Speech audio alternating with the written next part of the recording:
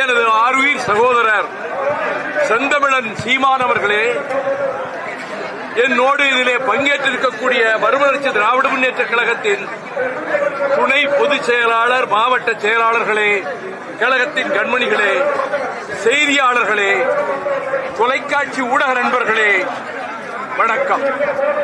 1965ஆம் ஆண்டில் மாநில கல்லூரியில் மாணவனாக இருந்தபோது முதலாக இந்த பசும்பொன்னுக்கு வந்தேன்.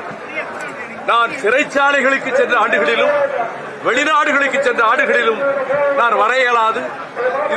இது 49வது ஜெயந்தியாக நான் கலந்து கொள்கிறேன்.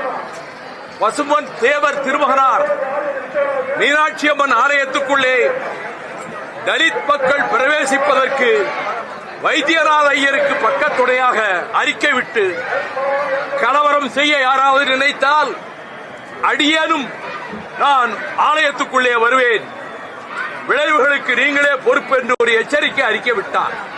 யாரும் தடுக்க முன்வரவில்லை.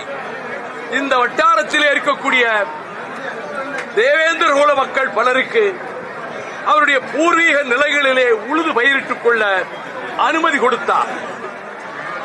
தமிழ்நாட்டில் அதிக ஆண்டுகள் பிரிட்டிஷ் சிறைச்சாலைகளிலே இருந்தவர்களில் முதன்மையானவர் பசும்பொன் தேவர் திருமகனார் ஆவார்.